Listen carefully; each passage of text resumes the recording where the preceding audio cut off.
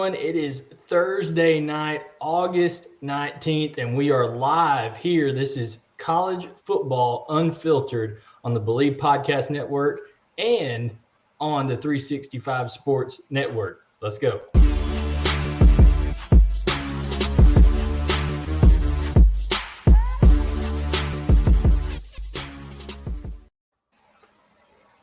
This episode is the Big 12 and SEC preview show. We're excited about it. We're going to be talking about some key things to look for week one. We're going to talk about best matchups, Heisman favorites. We're going to rank the teams and see who can really come out on top this year and who might still need some time to really make some damage in their conference. Absolutely. So right off the bat, guys, with the Big 12 and the SEC, there's been so many offseason kind of a confluence of these two conferences that have come together. So many offseason storylines with Texas and Oklahoma getting ready to jump ship and go to the SEC. Of course, there is always the playoff implications that are considered here. It seems like Oklahoma seems to be a mainstay in the playoffs now. Can anyone else in the Big 12 while the Big 12 still exists, try to climb up into that race? We'll get to all that. And then, of course, the SEC, the best conference in the world and maybe even the best division in all of college sports, and not just college sports, pro sports as well with the SEC West. We'll break all that down. But, guys, is there anything that just sticks out to you as we begin to preview 2021 in the Big 12 and the SEC? I personally was getting excited just thinking about how things are going to look once Oklahoma and Texas do come over to the SEC. But this is my warning to the Big 12. You have about, 4 years to get ready for Nick Saban, Kirby Smart, and all these powerhouse teams. So when they get here, there's no excuses. You've got plenty of time to get ready to play with the big dogs. Yeah. All the big dog talks of the SEC. I'm excited to dive deep in, but I'm also excited to pick them apart a little bit. I think there's a lot of how should I put it, overrated teams in the SEC. Not to say they're not the best. I get it. But, I'm excited. That happens every year. Rip into them a little bit. Yeah, every year. Hey, Donovan is the resident, not only Maction as a former Miami player, but also Ohio State fan up there. He's repping the Big Ten as well. So the Big Ten is there. Yeah, okay. The preposition, all that stuff in there. So we're not going to worry about the Ohio State and Big Ten today. It's all about the Big 12 and the SEC. And we have a absolute great feature interview for you with a college football expert. There's no other way to put it. Brett Ciancia, Pick Six Previews, that publication that he puts out via PDF that you'll be able to buy online, and he'll tell you all the information there. It covers all of the Power 5 teams and does so in depth. Brett was a guy that is a college football junkie and wanted to get more in-depth information on each one, and he was so gracious to, earlier in the week, record this interview that I'm about to play for you with me on the Big 12 and the SEC. And we didn't just touch on the normal things of who's going to win the Big 12, who's going to win the SEC, because those favorites are kind of out there. I talked to him specifically about who's in that next tier and who are maybe some of the surprise teams and the best players on those teams. So we hope you enjoy this interview with Brett Ciancia of Pick Six Previews here on College Football Unfiltered. And now on CFB Unfiltered, we have the feature interview that we promised you with Brett Ciancia of Pick Six Previews. Brett puts out, this is his 10th annual edition of Pick Six Previews, and it has been graded for the last 9 years as the most accurate prediction, the most accurate analysis magazine publication out there. And so thankful that Brett has some time to join us. Brett, appreciate you coming on CFB Unfiltered. Yeah, Blayne, appreciate you having me on. It's a pleasure to be on with you guys. And, it's the best time of year. I've been hunkering down for the last 7 months writing this thing, but once we make it to August and the book goes live, I love hopping around to shows and podcasts across the country, and excited to break it down with you guys. And if you're watching on the YouTube feed and not on the podcast feed, you can see, make sure you're following Brett, as thousands already do, tens of thousands already do, Pick Six Previews, at Pick Six Previews on Twitter. But Brett, we're getting right into it here with, We're doing a Big 12 and SEC preview show. We're going to start with the Big 12 right here. And everybody kind of knows about Spencer Rattler and Lincoln Riley in Oklahoma and expected to just pick up right where they've kind of left off here recently with a just high-powered offense. However, I want to talk about some of the second-tier teams, and even Iowa State, everybody I think expects to be good under Matt Campbell. They're kind of 1 and 2. But TCU and Texas, some under-the-radar type teams maybe. Just wanted to get your opinion on, out of those two, who has maybe the highest ceiling and could get themselves in the conversation to be in the top 2 in the Big 12 before it's all said and done. Yeah, absolutely. Well, it's a very crowded Big 12 at the top this year. A lot of solid candidates for that top 2 spots in Dallas. And yeah, I agree with you. It's Oklahoma, number 1. I have them in my playoff bracket. And number 2, Iowa State. Just so much talent coming back from a pretty proven roster from last year. So the number 3 spot, I actually have TCU. And, the AP poll and coaches poll just came out earlier this week, and TCU's unranked in both of them. I have them 9th nationally. So there's a pretty big discrepancy between my poll and what came out this week. So why am I so high on TCU? Well, when you think of their program, they're what I like to call a developmental program. They go in cycles.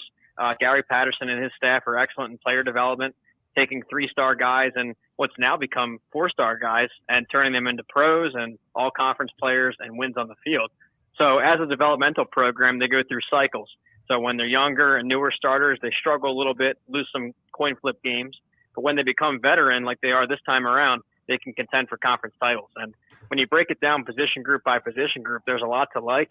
A receiver, that stable they have right now is their deepest they've had since that 2014 team that surged all the way to the Sugar Bowl. And, if you talk to Horned Frogs fans or Big 12 fans, they say should have been in that playoff in 2014. So, Quentin Johnson on the outside is an All-American caliber player. Tay Barber and J.D. Spielman in the slot. Spielman, if you remember his name, he was the 3rd all-time receiver at Nebraska that transferred down. 5-star running back in Zach Evans.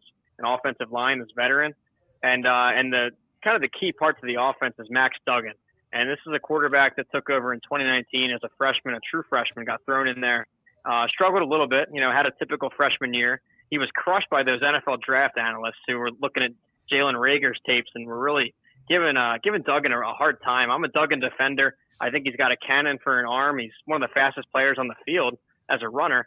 So I think that in his 3rd season as a starter, he's going to take a pretty big step forward. And, the defense speaks for itself, given Gary Patterson's track record there, his unique 4-2-5 match zone or match reading defense.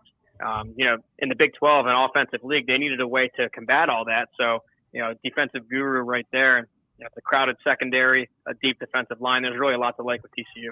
Touching on Gary Patterson real quick, in terms of his coaching style and now having a trusted quarterback, I know that Georgia is way more talented over in the SEC, but are there some parallels you see there to, a defensive head coach now has a quarterback that he can firmly trust and maybe he's going to open things up a little bit more? Is there kind of some similarities there, not on a talent aspect, but in terms of their team narrative and kind of functioning, how they're going to go into 2021? Yeah, I can see where you're coming from with that because, the storyline with Georgia the last, decade or so has been defense first. Under Kirby Smart and Dan Lanning, they always are turning out top 5, top 3 defenses, but haven't had the offense to match until last November, that is. But similar with TCU, they're defense first. They have been most of their time in the Big 12. I know some of those 2014 and 15 teams, they started airing the ball out a lot, but really struggled on offense the last handful of years under Sonny Cumbie, their newer offensive coordinator. Now Cumbie's gone. He's back to Texas Tech as alma mater. So you have a little bit of a shakeup schematically. We'll see if that plays to the advantages in the roster talents. But, yes, I agree on a program level. It's interesting because I run a per play and opponent adjusted percentile. I know that sounds really boring, but basically a way to get a number on each offense and defense from every Power 5 team. And if you look at the 10-year averages, the most defense first program. So when you look in defense first offense, the most defense first, Georgia's in there and TCU are in there. So you picked out 2 similar profiles for sure. Now with Texas, before we move over to the SEC, because like I said, we're going to focus more on these up and coming type teams. with Steve Sarkisian coming aboard, is it just a matter of how high Texas's ceiling is really matches the aptitude of either Casey Thompson or Hudson Card, whoever ends up winning that quarterback battle? Looks early on like Casey Thompson. Also hearing some good things, reports out of Texas camp, out of Hudson Card and some scrimmages and things. But does it kind of depend on the aptitude and just being able to maybe even perform like a guy from Florida last year and Kyle Trask, who played even above his ability, it seemed like at times? Is that kind of the scenario for Texas to maybe really become a contender in the Big 12 this year? Well, it's interesting. I think the Kyle Trask comparison might be a little different. Trask was a pretty seasoned veteran there at Florida, a couple years as a backup, and he started most of that 2019 season. I think he took over in week 3 when there were a couple injuries to Felipe Franks and the other backup. So he had almost a whole season of experience heading into his record-setting 2020. So for these two, it's inexperience. I mean, yeah, it's a battle right now in camp. I think Hudson Card has the advantage right now. Casey Thompson we saw for about a half of the bowl game. And, yeah, he looked great, but it's just a half of one game. So definitely unproven. And from a program that relied so much on Sam Ehlinger. I mean, he did so much, not only in the pass game, it was like 95 touchdowns passing, 11,000 pass yards, but on the ground. He shouldered 550 carries, roughly 12 a game. That's the size of like a leading running back. So, yeah, he did so much for that program. I think there'll be a transition there. There is a decent offensive line in front of him. It's very veteran there, and they had good run push last year and pretty good pass pro. So we'll see. Now, Sarkisian-wise, he's great with X's and O's. I mean, you saw it. I know that he had the best talent in America at Alabama, but some of those touchdowns were scored before the play was snapped. I mean, in that national title game, the pre-snap motion he was using with Devontae Smith, getting him into favorable matchups, I mean, they were scoring before the ball was snapped. You could just visually see it happening. So now it's a matter of how quickly he can install all that and get this young quarterback up to speed and get that defense going too. So, yeah, I think somewhat of a transition, but still good enough for me to finish 4th in the conference. And now transitioning over towards the Southeastern Conference, your favorites over there, you got Alabama winning the West. That talent kind of speaks for itself, even though they're replacing so much talent from the year prior, and Alabama replaces a ton every year, but just the amount of NFL talent. I think it was 10 NFL draft picks, several in the first round alone, first 2 rounds. So it was just an unbelievable output by Alabama. And then, of course, Georgia. You actually have Georgia as the favorite to win the SEC, with kind of JT Daniels solidifying things for that offense. But I did want to see, is it a team like a Florida with Emory Jones, or now Will Levis having the quarterback job that looks to be on lock over there at Kentucky? We'll start with the East first. Or those two teams, how can that kind of play out in the East as far as the team that can challenge Georgia the most? Yeah, so those are the 2 contenders. I went with Florida number 2 in the East and Kentucky 3rd. And quarterbacks might be questions for both programs, but really their strengths, their roster strengths are at different spots at both programs. I mean, and they're distinctly different too. I'll start with Florida. They're great recruiters. They average in the top 10, number 8 the last 5 years. So there's 5 stars galore, especially on defense. And this is usually one of those defense-first programs too. But they took a rare step back last year under 3rd year under Todd Grantham. Now all that young talent's back. It's 5 stars along the defensive line. It's a secondary that's somewhat improving. I mean, it can't get worse from that pass defense output. And I do trust Grantham. He's got a long track record with Dan Mullen, not only at Florida, but before that at Mississippi State and Louisville some seasons. So I think he bounces back from a mulligan year defensively. So there's star power on that side of the ball. Offensively, they go through quite a transition. Now it's a Heisman candidate with Kyle Trask gone, but these 2 playmaker receivers, Kadarius Toney, the do-it-all X factor from the slot, and of course Kyle Pitts, the first tight end to finish in the Heisman top 10 since the 70s. So just incredible production. All 3 of those guys are gone. Now, if there's anyone to do it, it is Dan Mullen. He's been incredible with quarterback development. This is going all the way back to 2004 at Utah when he did it with Alex Smith there. Of course, he managed the duo of quarterbacks, Chris Leak and Tim Tebow, on that national title team at Florida. He did it with Nick Fitzgerald and Dak Prescott at Mississippi State, and, of course, Trask again. So With Emory Jones, it might be a return back to the old offensive style that he likes to run, where it's quarterback run, some wildcat stuff. So it's going to look a lot different than the pass first and pass second, really. Last year it was all passing for Florida. So, but overall, just a ton of talent, and I do like both coaches, so I think they'll be fine. Third place, I have Kentucky. Now, this is kind of the inverse. They are not the best recruiters. Maybe top 25 some seasons, but sadly in the SEC's footprint, that's near the bottom of the barrel in such a tight recruiting conference. So what they do though is that they have all those buzzwords you hear about, and some people don't like to hear, but it's true with this program. Fit and culture and team and all those buzzwords. But they certainly have a program identity. It's hard nosed. It's always strong offensive lines, and that holds true again. There's multiple All-American candidates up front. They landed Dari Rosenthal from LSU. He's another All-American candidate. So it's going to be a power running attack. It's strong offensive lines, and it's a tough defense too. And most of that's back. Now, the thing you mentioned there, the quarterback, Will Levis, a transfer in from Penn State, the key to unlocking Kentucky to becoming a top 25 team is, can they get anything at all out of the pass game? And I say that, it's not to make fun. Literally, they had zero passing in 2019 when they put a receiver at quarterback, Lynn Bowden. One of the best individual performances I've ever seen. The guy, they literally just ran like a middle school wildcat offense, and it was unstoppable. So if they can get any threat in the air at all, it's going to open up running lanes for that duo of Chris Rodriguez and Cavassier Smoke, one of the best duos in America. So we'll see how it turns out. If you're unfamiliar with Levis, he's from Penn State, up in my footprint up here in the Big Ten country. But he didn't get too much playing time. He played a little bit against Ohio State in 19 in backup duty, and he was better on the ground than in the air. He's a physical runner. Took a ton of carries there, so we'll see how that fits in.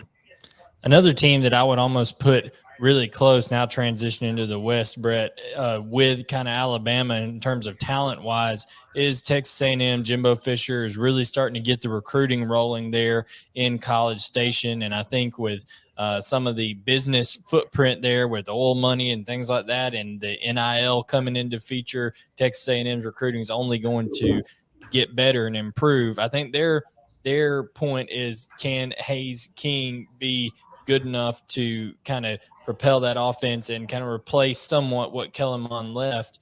But I think everybody expects them to be competitive. But really, Brett, the three teams I wanted to talk about that I view kind of in the same tier, even though LSU's 2 years removed from a national championship, you have LSU, Ole Miss, and Arkansas that are right there. I know LSU you got ranked up really high, but Ole Miss and Arkansas are teams that you're high on as well.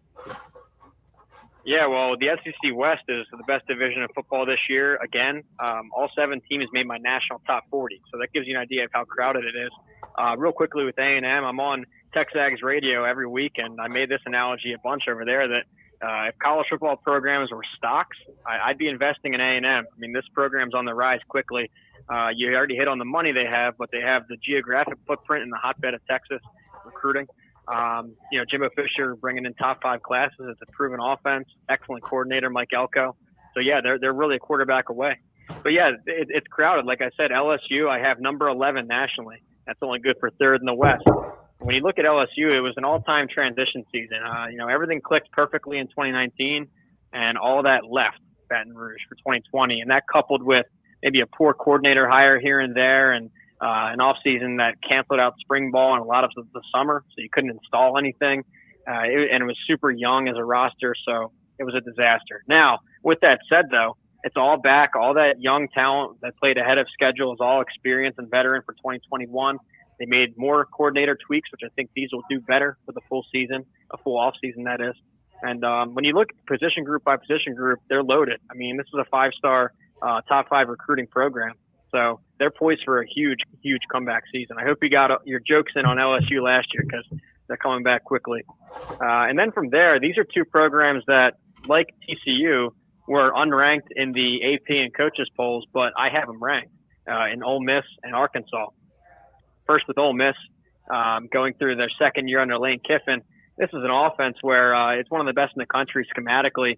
The way he tags every play pre-snap with a run option and a pass option. RPO, and he hits on them. They hit on him. Matt Corral was incredible. He's top 3 in QB rating returning this year. It's a great duo running back with Jerry Ely and Snoop Connor. And they always pump out receivers at Ole Miss. You see them all playing on Sundays, and I'm sure there's more in the pipeline coming up. Braylon Sanders, one of them. So that offense is going to be scoring a ton. What brings them from just an offense to a top 25 team in my eyes is, 9 starters back on defense, and they made some improvements where they needed it most.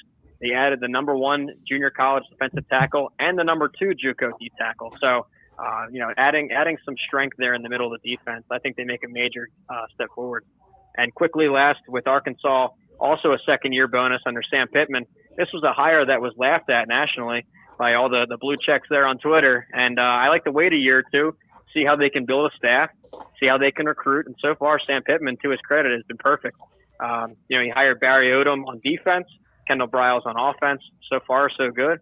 Now, the 3-7 record might not jump off the page to you from last year. That might, look pretty weak. But when you look at 2 specific games, those game results should have been flipped. The Auburn game, it was one of the last plays of the game. Bo Nix spiked the ball backwards. Should have been a fumble. Definitely. And that flipped the whole game result right there. The SEC refs admitted it. And then the next week, or a couple weeks later against LSU, there was a botched targeting call that flipped the game result. So it's really, in my eyes, a 5-5 team and trending towards a winning record this year with 20 starters back, very veteran, and a second-year bonus on both sides of the ball. And Brett, lastly, did want to circle back, kind of it fits in with both of these because in your Final Four predictions, you have Oklahoma as the number 1 seed and Georgia as the 2 seed, both as their respective conference champions. So we're here talking about the Big 12, talking about the SEC, and you have Oklahoma and Georgia as the top 2 seeds going in to the Final Four. Is this mostly about the just overall way that Oklahoma and Georgia have recruited, plus the solidification of the quarterback position there with JT Daniels and Spencer Rattler, how good they are? I know it's a quarterback factory over there at Oklahoma, but just give everybody out there some reasoning why you're so high on the Sooners and the Bulldogs this year. Yeah, well, Oklahoma versus Georgia, that's, at this rate, that's going to be a mid-October game in the SEC footprint a couple years from now. But yeah, so both these teams, they're loaded for playoff runs. It's more than just the recruiting. It's really all-encompassing. Every angle you look at these programs, recruiting, their coordinators, their styles of play, their experience, their veteran starters coming back, All-American talent coming back. And then also the transfer portal. These were 2 of the biggest winners from that. Unfortunately, as we record here mid-August, Georgia just announced a couple injuries to those transfers I had mentioned, the Tyke Smith and I think Eric Gilbert. Well, so yeah, but still, when you break it down, what it is with these 2 programs specifically is they have long track records on one side of the ball. Oklahoma with their offense, Georgia with their defense. But what makes 2021 special for both is now they have the other sides of the ball ready for a championship run. First, Oklahoma. Always have the offense. They always have Heisman candidates and some of the best yards per play every year. But now 10 starters back on defense. They were quietly a top 25 D last year out of nowhere. It's the 3rd year under Alex Grinch. He runs what he calls his speed defense. Speed D, meaning it's smaller guys, quicker guys, trading size for speed. So I like what they're doing there, and it's a complete team. And then with Georgia, the offense used to be stuck in the mud. It used to look like 1980 on offense, and that was good for winning 9 or 10 games a year. I mean, it's been a solid top 10 program for a while now. But I think really to unlock that true 5-star talent they have on the roster, it was necessary to modernize. And you saw LSU do this too in 2019, bringing in Joe Brady, and they started throwing the ball all over the place. Alabama did the same with Lane Kiffin about 2016, I'd say. So I think Georgia's following suit, bringing in Todd Monken, this Big 12 passing attack. It's vertical shots, and it's really going to play to the advantages they have athletically on the outside. All it took for me was finding an arm because the first couple weeks it wasn't there. DeJuan Mathis didn't fit the scheme, and Stetson Bennett had kind of a talent ceiling. He wasn't the 5-star caliber that was brought with JT Daniels, who was a freshman starter at USC. And once he took over at Georgia after that bye week, Georgia played excellent offense. And I know that you'll get critics saying, oh, look who they played those 4 games. But my numbers even, they adjust for the opponent's strength and the opponent averages, and it was still incredible. So long story short, both these teams now have they fixed their flaws on the other sides of the ball, and they're complete teams and should be making playoff runs. Great insight there from Brett Ciancia of Pick Six Previews. Brett, before we let you go, let everybody know where they can find the latest preview magazine and publication, the PDFs, all that kind of stuff that they can get from Pick Six Previews. Yeah, thanks so much again for having me. And it's pick6previews.com. It's a digital instant download. It's just like the preview magazines you see on newsstands, but it's a one-man show. I do all 66 Power 5 teams. It's just me. I'm watching spring games and game tape and running my numbers, calling head coaches, calling coordinators, and writing and editing this thing. So it's up there on the website, pick6previews.com.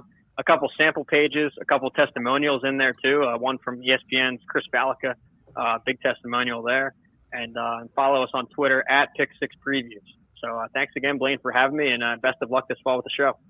Thank you so much. That's Brett Ciancia of Pick Six Previews here on CFB Unfiltered.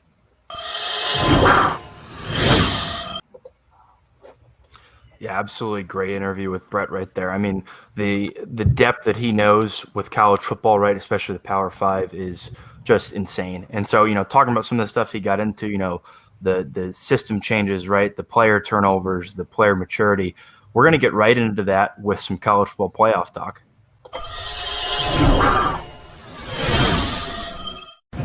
Playoffs? Don't talk about it. Playoffs? You kidding me? Playoffs? Yeah, and so I think going in right there right away, he mentioned we'll start with the SEC, I think. He mentioned a team like Florida, right? The roster is still loaded with 5-star talent, right? And the defense, right? The defense, output, is it going to match the talent that's there? What are you guys' take on Florida, as a team going into this year? The thing I want to see that he really talked about was, you have Kyle Trask at quarterback last year. Now you have Emory Jones, and it's a completely different system. Like, how smooth is that transition to that run heavy as a quarterback kind of offense? That's what I'm looking for. Yeah, they have a lot of guys coming in, but can Dan Mullen, catch up the offense quick enough to get things rolling? Because as you know, in the SEC, it starts week 1, and you have to hit the ground running. You can't make any mistakes. So I want to see what Emory Jones does to take that next leap. We'll talk about a lot of quarterbacks in the SEC and Big 12 that need to take that next step up, and Emory Jones is definitely one of them. And if he does, they can do a lot of damage. If you look at the track records of Alabama, the quarterbacks they lose to in the past, it's quarterbacks that can run, that can fake you out, and do a lot with their offense. Yeah, Emory Jones is a guy that I'm not 100% sold on. There's some people, PFF and other people out there predicting him to be a first-round draft pick next year. How about let's see a guy, control an entire game? There's been moments where Emory Jones has come in and looked great. There's also been moments where he's come in and Dan Mullen has put on his Gus Malzahn hat and tried to run a crazy trick play and really put Emory Jones in a bad situation. So, to be fair to Emory Jones, we really need to see him in a full game setting and see him be able to control this offense. But if they think that he's going to come in and throw with the accuracy and the ability to, anticipate throws and things like that Kyle Trask was doing last year, then Florida fans are, fooling themselves on that one. Plus, also, I don't think that people realize, and I think they will this year when they see the output of Kyle Pitts and Kadarius Toney in the NFL, because I think both of those guys are going to be great in the NFL, great prospects, heading into the National Football League. And when you lose that much production, as Brett said, Kyle Pitts finished in the top 10 in Heisman voting as a tight end. That just doesn't happen, guys. So Florida's still a lot to prove. But speaking of that, let's throw this graphic up on the screen real quick. This is something that we came up with all together, kind of the tiers here of the college football landscape in the SEC. Donovan, kind of break those down for everybody, as we went through our thought process. Yeah, going through, we'll start at the bottom. I mean, tier 4, yikes, is pretty self-explanatory. They're the bottom feeders, right? Vanderbilt and South Carolina, there's not a lot of potential from them, right? Tier 3 is a prove me wrong tier. And I think, maybe we disagree with some of those, but those are some of the teams that, maybe there's some hype going with them, maybe there's not, but, it's time for them to prove me wrong, right, in terms of their potential for the season. Tier 2, there's some exciting teams there, but, it's more the enjoy your bowl game tier, right? Enjoy the December 29th bowl game that, is clustered in between 4 others, right? And then, of course, tier 1 is the kingpins, right? The playoff contenders and the ones who really have the best chance or guaranteed chance to run the SEC. Yeah, and I had Brett focus on, and I'll throw it up one more time here for the people on YouTube. I had Brett kind of focus on that tier 2, the enjoy your bowl game type tier, to see who could be the challengers, because I knew that we were going to talk a lot about the kingpins, about the guys up top, right? And I think that the most intriguing thing for me is Georgia has more depth and more talent than they've ever had including the quarterback piece now, under Kirby Smart, and maybe in recent memory. So there's absolutely no excuses for Georgia at this point, and I think that's why Brett picked them to be not only the SEC champion eventually, but he picked them to be number 2 going into the college football playoff. For people that don't know, by the way, if you haven't seen the season preview on Pick 6 Previews, I highly recommend it. It's a great $18 that you're going to spend to get that preview. He predicts Oklahoma as 1, Georgia is 2, Ohio State 3, and North Carolina 4. But Josh, you're a resident Alabama guy here, so that one hurts. Do you take umbrage with what Brett said about your Crimson Tide? I go back and I think about all the great Georgia-Alabama matchups, and I just don't see it happening. I agree with you. Y'all have the depth and everything, and like you said, Alabama's always reloading. Like, can they produce right away? And it happens every year. Like, I hate to say it, but it happens every single year. And it helps when we have this kind of defense coming back. I'd say the best defense in college football, top to bottom, especially as a whole unit. You look at the linebacker core, like I talked about last week, loaded. Then you add one of the best transfers you can get out there from Tennessee, Henry To'oTo'o. They have him as a captain calling plays on defense now. And then you have that secondary. It's just – I'm excited to see that matchup. But I kind of want to swing it out. I want to talk about Texas A&M because we have them as a tier 2, but I think they can be that sneaky team that is that tier 1. I'm not going to lie. They make me nervous. You talk about Jimbo Fisher and how he's doing his recruiting and everything, and he's confident. We hear it all the time. But I think Texas A&M does need some respect. Now, of course, like you said, the big question is, can Haynes King come in right away to the gauntlet and handle it, or does he, kind of falter and then it's up to Zach? I don't know. Haynes, he played a few snaps last year. It wasn't much, though. But Isaiah Spiller, when you have a rushing attack like that, over 1,000 yards last year coming back, then you have one of the top tight ends with Jalen Weidermeyer coming in too. I feel like that really helps your quarterback. You have these reliable weapons. So I want to see if they can really reload. Now I want to talk about the recruiting-wise. Blayne, do you think they have enough guys coming in this year to really excel them to that kingpin status, or no?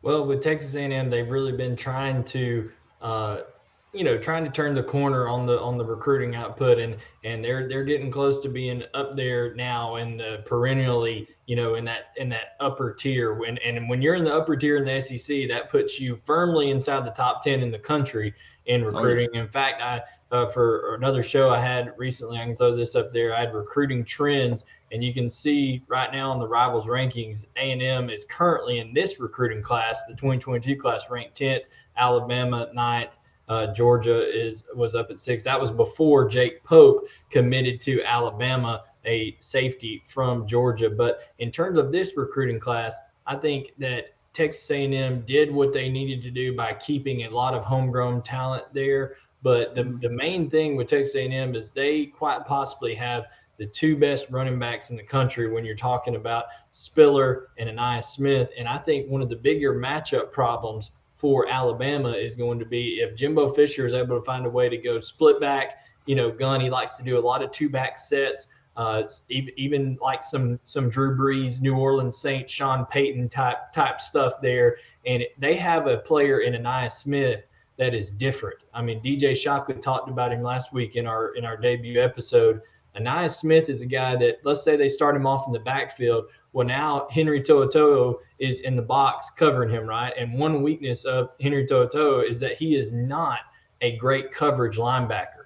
Georgia exposed him last year in that with James Cook, with Kenny McIntosh. So Anais Smith gets motioned out. Now he's in the slot. Who covers him? Things like that. So it's going to be matchups like that are intriguing. But, Donovan, you're our resident offensive lineman here. So one program I wanted to talk to you about, and I'll throw the tears back up here. You originally had them down here in the Prove Me Wrong. I said, nah, I got to slide them up here to enjoy the bowl. And the reason is Kentucky has, 3 guys that could end up being, all American caliber type linemen with that experience. And then a quarterback in Will Levis coming in, when you have the experienced offensive line up there, you just talk about it. What's that synergy like when you've been playing with guys for a long time? Yeah, you get into sync, right? And with Will Levis having that, dual threat ability, like we saw a little bit in flashes at Penn State, when you have that, not just, experience at Kentucky's offensive line, but that potential, right, mixed with that experience, you can have good things going on. And I could see Kentucky getting into that bowl game at 7-5, maybe 8-4 if they're lucky, maybe. And so that offensive line is big. And speaking of offensive line, I think one thing you guys are talking about Texas A&M, what doesn't help an 18, 19-year-old new starting quarterback or an all worldly duo at running back is the fact that 4 of their 5 starters on the offensive line are gone. And basically 5 of them are gone because I believe the tackle was going into guard. I'm blanking on his name. But you're basically losing 5 starters on the offensive line. And so the difference, I think, with Kentucky, right, where you talked about the experience and talent and the potential mixed together, it could push them up into that second tier. Yeah, and we're going to wrap our playoff talk on the SEC and move to the Big 12 here still in our playoff segment. But, guys, I think the most intriguing thing, and Josh, you said it, is that SEC West is an absolute gauntlet.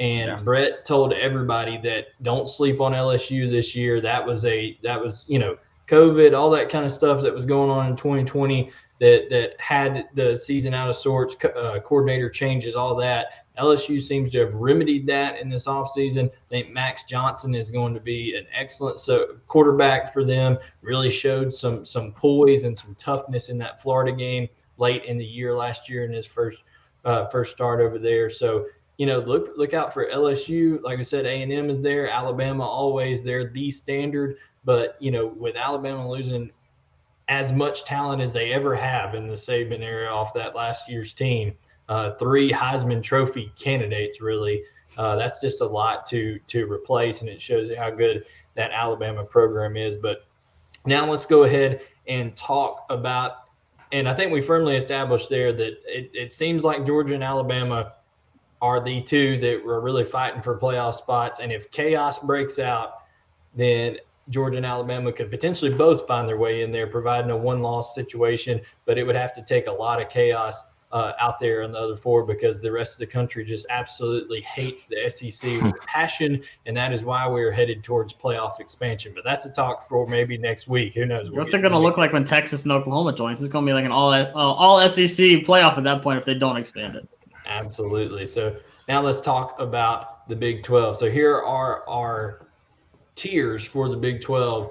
And as Brett said, he's got Oklahoma, Ohio State 1-2. We agree with that. The guys in the middle there, Texas is trying to find relevancy. The only reason I put them up here, Donovan, is because I believe, like Brett Ciancia said, that much in Steve Sarkisian and his ability to scheme things up. Just from, former offensive lineman and playing college football, how impressed are you with Steve Sarkisian's ability just to motion people out of plays at times? Yeah, I mean, it's impressive, right? And when you can create that kind of, the mismatches, even if you don't have sometimes the better personnel, compared to the defense you're playing, the mismatch and the confusion, it creates an ability, especially with the offensive line. A lot of people think a complicated offense, right, means it's complicated to learn for everybody. Especially for the offensive line, it's not as complicated as you think, right? It's still their basic zone plays. The crazy looking RPO to an offensive lineman, it's still the same thing it always been, right? It's in the backfield, it's on the edge that it changes. And so I'm confident in him, right? And I agree with your tier 2 ranking of Texas.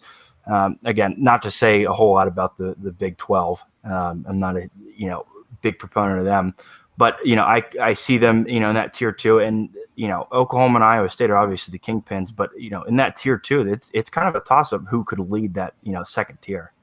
And the reason that West Virginia drops down in that prove me wrong type category, they just lost so much. Half of their defensive backs seemed to transfer out, and it's a tough deal for West Virginia right now. But he talked about Max Duggan at TCU. Josh, anytime you have a guy who is as good of an athlete as Max Duggan, maybe the fastest guy on their team at the quarterback position, and he's in his third year as a starter, that just totally changes the dynamic of your team and the confidence they have. I mean, is that kind of the feeling you get with TCU and Gary Patterson? Yeah, with TCU, it's not really ever been about offense. So having that experienced quarterback coming back, like you said, that athletic ability. But if you look at the draft, they're pushing out defensive guys like Brett was talking about, that secondary with Washington and Moorg last year. They're reloading. They're just keep pushing more guys out. They had the transfer from Memphis. I believe his name was TJ Carter, one of their leading tacklers last season. And then they also have Hodges Tomlinson and then Noah Daniels in the secondary. So it helps when you have a good defense. We talk about with Washington, how bad our offense has been, but our defense always bails us out. When you have a defense like that, you can rely on. It takes a lot of stress off of the quarterback. So having him with the experience, with the athletic ability he has, and then you have a good defense really backing him up that can create turnovers and get the ball back and give him more opportunities if he does make a mistake. That's huge. I love Gary Patterson as a head coach, by the way. I like what they're doing, and it helps the Big 12's defense is kind of iffy. So having one of the big, best defenses in the Big 12 certainly helps you out at TCU. So I think we're all in the agreement that really the teams to watch here, if we want to say the top three in each conference, we're talking it's Alabama, Georgia, A&M. It looks like in the SEC. It looks like Oklahoma, Iowa State, and TCU with an outside shot in the Big 12. Let's go ahead and put on record here to end up our playoff spot, our playoff segment. Everybody go ahead and pick your conference champions and just go ahead and say it. We don't have to do a whole lot of explanation because we got other segments here, but let's go ahead and say who's going to be the champion in each conference. Who you got? Yeah, I'll lead it off. I think I'm going to flip from last week. I'm going to go Georgia as the SEC champion. Sorry to all the Alabama fans and sorry to Josh. And then Big 12, I'm going to stick with Oklahoma for now, right? Iowa State's teetering on the edge, but I'm going to stick with Oklahoma for now. Josh? I'm going to stay true to my colors. I'm going to say Alabama. I think that defense, takes that step with all these young guys coming in. We've seen how they've been in the past. I see a resemblance of these, 2010, 2012 teams on defense. And I'm riding this hype train hard with Iowa State. Breece Hall rushed for over 1,500 yards last year. They have one of the best quarterbacks coming back, one of the most experienced teams in college football. You don't see that happen. One of the best offensive lines. I can go on and on about this team. They have everything. This is their window of opportunity, and I just don't see Matt Campbell not passing up on that. So Iowa State beats Oklahoma like they did last year. Yeah, Oklahoma and Georgia seem very similar to me as they always find a way to lose games that they shouldn't, it seems like. So I agree with you. I think Iowa State will match up with Oklahoma twice. I think they beat them at least once. And I think that's going to be probably in the conference championship game because I think Matt Campbell and them, that kind of sticks with them, that loss from last year. 20 of 22 starters from last year return. I'm going Iowa State in the Big 12. And then in terms of the SEC, I say until they're proven otherwise, Alabama's the Kings, and you're going to not be able to knock off Alabama until somebody does it. Kirby Smart's yet to do it. I think Georgia and JT Daniels have a lot to prove in order to do this. We'll find out a lot about Georgia on September 4th. They do have injuries to Darnell Washington and Tyke Smith. Yet, like I said, Georgia, I think from a talent standpoint, having had three rivals number one ranked classes consecutively in 2018, 2019, 2020, and then the number 5 class in 2021, Georgia has more talent and more depth accumulated than anybody. However, can they get over that mental hump against Alabama? I'm going to say until proven otherwise, no, and Alabama is the SEC champions. But now let's go ahead and get into our Heisman talk. The best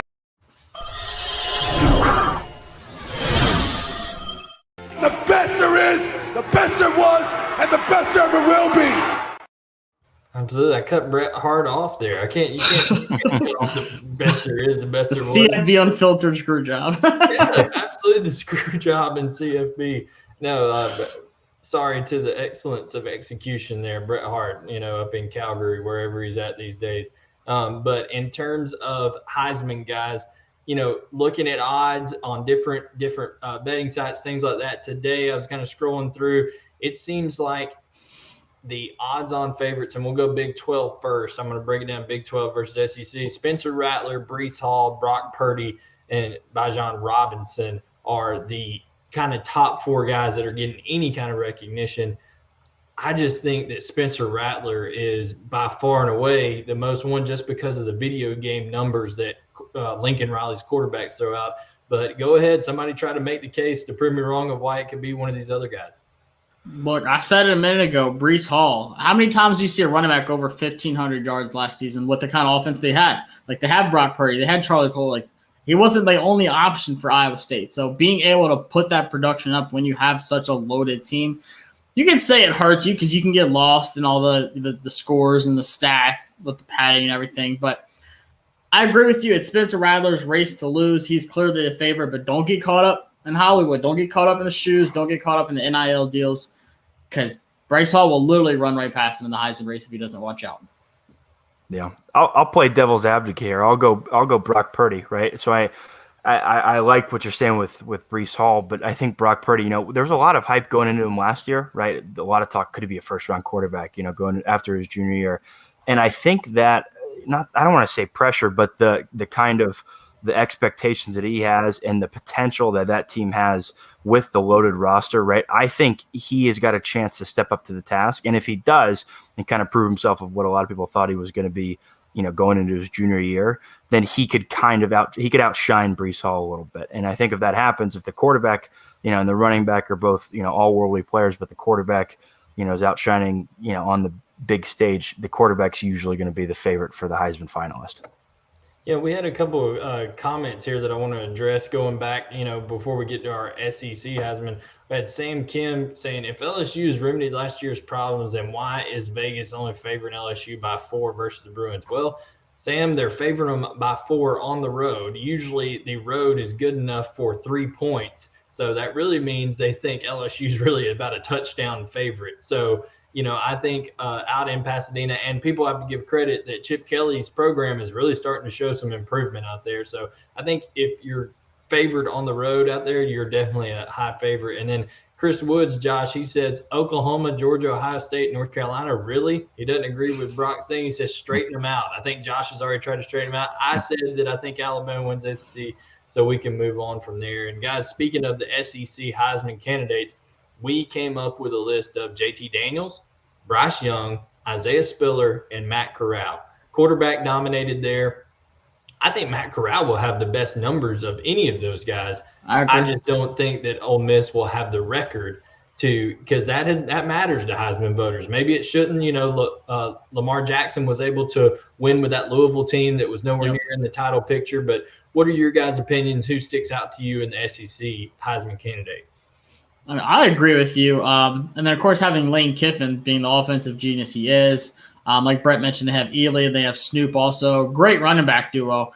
I think he'll put up more video game numbers, but can he just be consistent?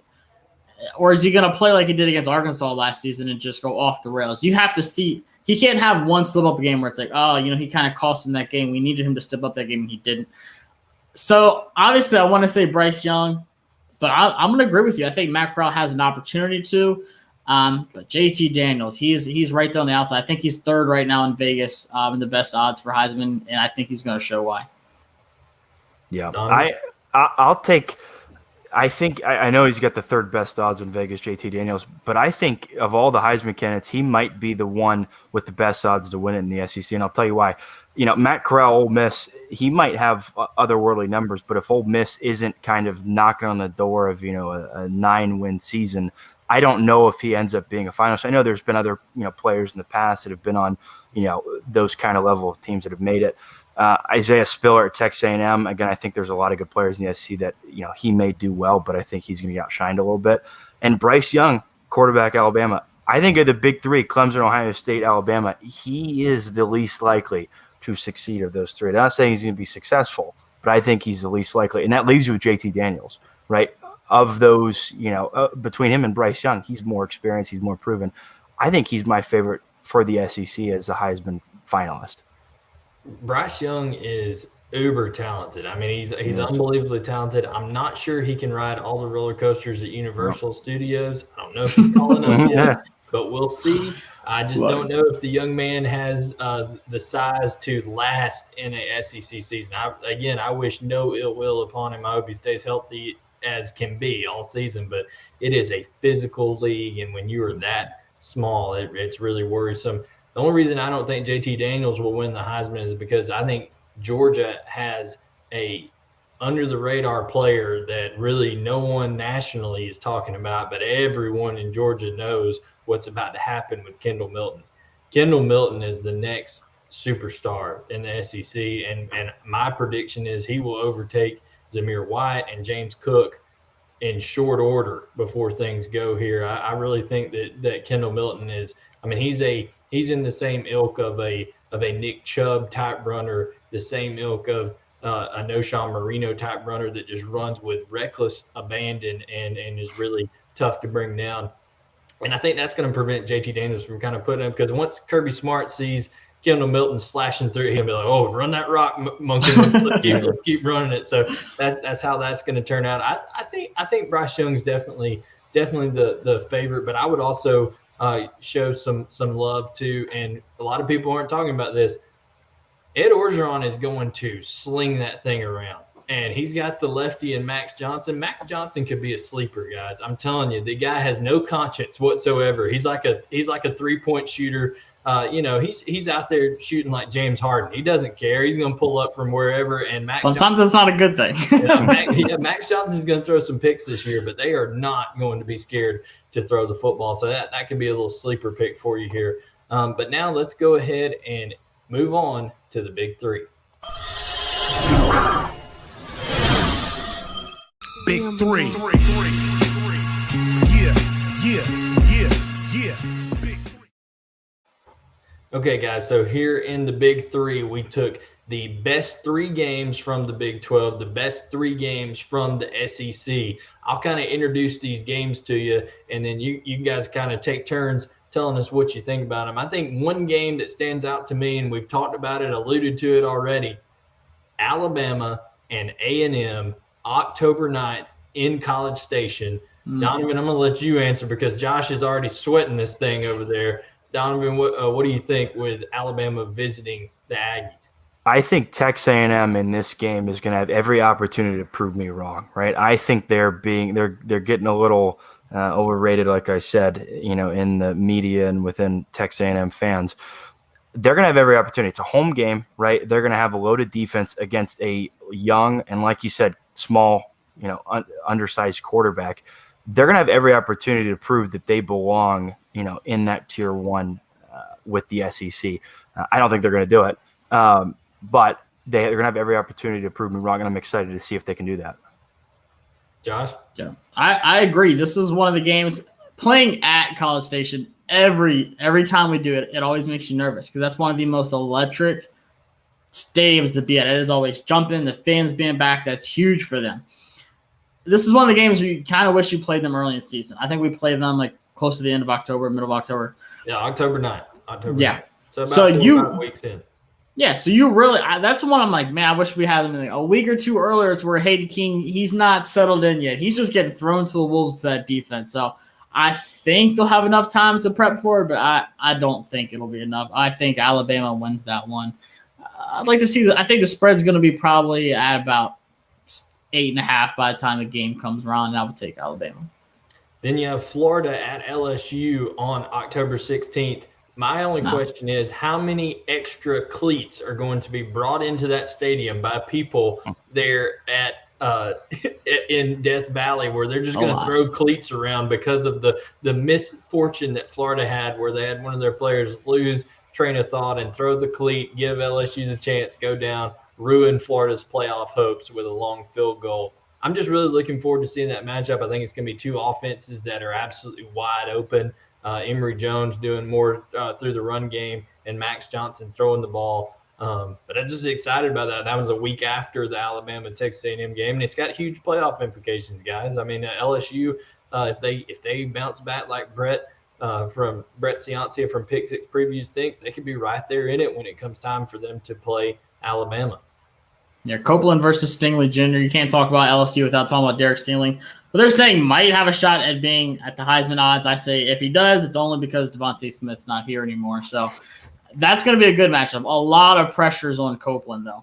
Like you said, with Pitts leaving, with Kadarius Toney leaving, all that production's gone. He's got to step up and really take over and help out Emory Jones. And then, Donovan, I'm going to let you talk about this next one. It's a matchup of the big boys up front in terms of Kentucky's offensive line versus Georgia's defensive front, both extreme, strengths of those teams. And Kentucky's going to want to run the football with Chris Rodriguez. Georgia has Jordan Davis, Devontae White up front. Those are the kind of matchups as offensive linemen you dream of, right? Yeah, it's an absolute battle in the trenches. And like Brett mentioned, the culture at Kentucky is set in place there, right? They have a rock solid foundation. And so it's not like they're going into Georgia, which is obviously going to be a crazy atmosphere, a crazy environment. And, assuming Georgia's where we think they're going to be highly ranked at that time of the season, they're not going to go in there afraid and, kind of trying to figure out, okay, what do we do? What do we do? Kentucky knows they have that mindset, and it applies to the O-line there as well. That trench unit I really do like, and I think it's going to be a great matchup between Kentucky O-line and Georgia D-line. And Kentucky produced 6 NFL draft picks this past year. They know that they belong. They just were a quarterback away from being able to play, guys, with some of these bigger teams, because they have talent everywhere else that they've really developed. Much like Brett Ciancia said, TCU is a developmental program. Mark Stoops and Kentucky are a developmental program.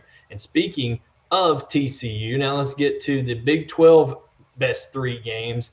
We'll go with the first one being TCU at Oklahoma on October 16th. TCU, that tough, gritty defense that Gary Patterson brings, a experienced quarterback in Max Duggan. Josh, is this, I said Oklahoma and Georgia are known for losing games they shouldn't. Is this where Oklahoma slips up on October 16th? Yeah, and it's not a new trend that when Oklahoma does lose, it's to teams who have good defenses. They've lost to Iowa State in the past when they were really rebuilding with Matt Campbell, really good defense in. And Spencer Rattler, if you're looking at that secondary, they just keep coming. These guys are nonstop. They're, like you said, they're draft picks all over the place on defense. So I think it's one of those games where it might have a little upset bubbling, but if you're Spencer Rattler, you're going to be on your A game. If not, you might accidentally slip up that one. All right, and how about TCU at Iowa State, Donovan? We've talked about Iowa State being maybe my favorite to win the Big 12, Josh's favorite to win the Big 12. But TCU, here again, if they get that confidence, go into Oklahoma, potentially upset them, what's going to stop them from thinking they could go into Ames and upset Iowa State? Yeah, I think it's interesting. When you look at TCU versus Oklahoma, you kind of the electric offense of Oklahoma, and Iowa State is more of a, it's so solid in terms of they're bringing all 11 starters back, right? And they have, they know all those players know that offense down to a notch. And I don't want to say they have electric players, right? Don't get me wrong, Breece Hall and Brock Purdy, but it's not electric like Oklahoma. So I'm curious to see kind of that rock solid offensive scheme, offensive players versus TCU's, great foundation defense. I'm curious to that matchup. I would be more confident in Iowa State versus TCU, I think, than I would be Oklahoma against TCU. Yeah, and then also a interesting schedule thing backing up 6 days. So TCU at Iowa State is on November 26th. Well, only 6 days before that, Iowa State has to play Oklahoma. That's the big matchup that we talked about November 20th. So Iowa State and Oklahoma, we've already broke that down and said kind of the matchup there, but I just wanted to point out, I think it's interesting that Iowa State will have 1 day short week when they get done playing Oklahoma and go on to TCU. So those are kind of our big 3 games for each, guys, and we do think Iowa State and Oklahoma are going to play twice. But now let's get to our matchups to end things up here on the show. Going back to the SEC, guys, I've got my first matchup. I think that it's going to be very intriguing in that College Station game for Alabama and Texas A&M to see Alabama's linebacking core, which is probably the best in the country, go up against the Texas A&M offensive line and running back unit, which Jimbo Fisher is very, very happy with going into this year. Yeah, Chris Allen, Shane Lee, Henry Toto. It's a lot of big guys. I think Chris Allen led the SEC in tackles for loss last year too. So these guys are stepping up. I'm ready for it. Just talking about it gets me pumped. I love watching defenses, linebackers. Always been one of my favorite positions. So we just seem to keep pumping these guys out. Got my guy Mac Wilson behind me here in the jersey. So I think someone's going to step up. I'm ready for some football. Donovan, when you have a team like a Jimbo Fisher's team, more of a West Coast style, they're going to throw the thing horizontally instead of trying to go more vertical down the field. They're going to get people running side to side. So that tires out the defensive lineman they have to pursue. And then as an offensive lineman, once those guys are sucking wind and you're able to get that vertical push in the running game, it's got to be a matchup that Texas A&M feels pretty good about.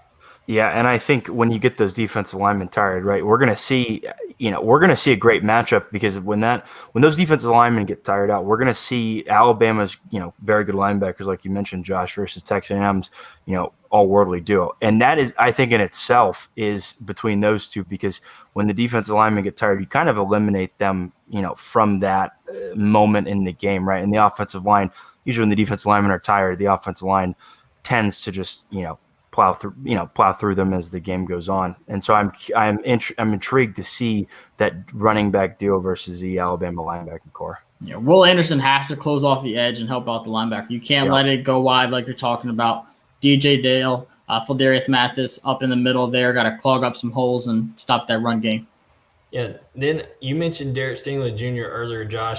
I got him versus John Mechie / Ajayi Hall. They're going to move Derek Stingley around to whoever's hurting him. They're going to try to put him on there. I know he plays corner, but he can go in and play nickel. He can do all that kind of stuff. I think him against those top two receivers this year for Alabama is going to be a very intriguing matchup. Yeah, and once he's on one side, that opens up for a guy like Slade Bolden, who's our little slot weapon. I expect him to have a bigger role too. But John Mechie, I think he's just poised for a big season. Then you got the Juice Man who transferred over from Ohio State, another speedster who can just kill you deep. So if you're Stingley, you see Devontae Smith go to the NFL, you're like, all right, I feel a little bit better. But Ajayi Hall, another one of those guys who are just going to kill you. Watch the spring game and the crazy catches he was having. You're like, come on, this guy just graduated from high school. There's no way. Yeah, absolutely. And Donovan kind of stole the thunder earlier on this last one, Georgia's front seven versus Kentucky's OL and RB. So we've already talked about that one. So kind of for expedient purposes here, we'll move on to the best matchups in the Big 12 to end up the show here. But guys, before we do that, I almost forgot again, wanted to thank 365 Sports and for the platform here, and also say watch the Hard Count with JD Pickell on 365 Sports. Subscribe to the channel, guys. JD, former player at Cornell and Baylor, now in the media spotlight doing his thing. So make sure to watch JD and his show going on. And we really, really appreciate 365 being able to allow us to have this YouTube platform. And now we're going to end up with the big three matchups of the year for the Big 12. Alex Grinch, the Oklahoma defensive coordinator, versus Steve Sarkisian, the offensive wizard and head coach of Texas A&M. I, as a football junkie, guys, I want to DVR that game and just watch what is going to go on with that kind of amoeba speed defense they have. Everybody standing up, running to the ball, and Steve Sarkisian motioning like crazy before. How excited are you guys to see that matchup? Yeah, I think it's going to be a great matchup. I mean, Brett talked a lot about, the improvement of Oklahoma's defense, but Sark is over there with just a brilliant offensive system, right? And again, an elite running back, as we think in college football, that game, the score might not reflect how well the Oklahoma defense plays, right? Or, vice versa, just because of the nature of the Big 12 in terms of the high scoring matchups. I'm really excited to see that battle of the brains between those two coordinators and the players ultimately. Yeah, well, the Grinch Steel offense, that's going to be the headline. And don't sleep on, we talked about Bijan Robinson, but Keelan Robinson, transfer from Alabama, he's a firecracker. So don't be surprised if Sark puts in some fresh legs and he just busts one loose. Yeah, guys, speaking of the Oklahoma defense, Nick Benito, a edge defender, kind of that hybrid OLB. They can stack him in the box sometimes. He really gets after the passer. And Donovan, this is right in your wheelhouse. He's going up against a 6'8", 325-pound redshirt senior in Sean Foster. I'm excited to see that big behemoth of a man who has played a lot of football for Iowa State be able to go up against a All-American in Nick Benito. Yeah, I think it's going to be an underrated battle that obviously won't get talked a lot about, right? Because it's just the nature of the O-line versus the D-line matchups. A lot of times you don't have that big name guy, but a guy who's 6'8", 325, again, a fifth-year senior who's playing for the chance to win a national championship. As a fifth-year senior, I wouldn't be surprising. He's probably one of the captains of the team, right? He is going out there, again, like you said, an All-American pass rusher. I'm very curious to see how much it really comes down to pride, right? Iowa State has been down this road for a while, and I know that left tackle, Sean Foster is thinking the same, and he's gonna play. I think he's gonna play a little bit of chip on his shoulder. I'm excited to see it. And so then last one, we got Travius Hodges Tomlinson. You touched on him earlier, Josh. He's the All-American cornerback for TCU, a guy that people are projecting to play really well, even though he's only 5'9" in the NFL, kind of be that honey badger type player, just a guy who really gets after you. And then he's going up against the Mr. Everything wide receiver for Oklahoma, Marvin Mims. How much are you looking forward to seeing the tenaciousness of Hodges Tomlinson versus the playmaking ability of Marvin Mims? Yeah, size don't mean nothing when you got heart. I mean, you see a lot of athletes, balling out regardless of their size. But I'm excited about that because I think Mims is one of those sleeper wide receivers in the Big 12. It's going to have a huge season too. That's going to be Spencer Rattler's go-to weapon. So he's going to look heavy at him, and it's definitely – that to me is what can really decide this game, is if that defense can stop these weapons of Marvin Mims. I wouldn't be surprised if TCU pumps out a couple more DBs in the first, second round, and we're going to be talking about a couple more, especially Noah in the backfield too. So. Absolutely. Thank you so much to everyone who has watched the show. This is episode 2 here of College Football Unfiltered. Do us a favor, go ahead and hit subscribe on the 365 YouTube channel, 365 Sports YouTube channel. Turn on notifications. They've got live content every day. Like I said, JD Piquel's, the hard counts on there. They have a live show every day that lasts like 3 hours. So much content going on. And then on the Bleav Podcast Network, just search CFB Unfiltered. You can find us on Apple Podcasts, Spotify, Google Podcasts, any platform, and of course on Art19. So thank you so much for joining. And this has been another edition of CFB Unfiltered.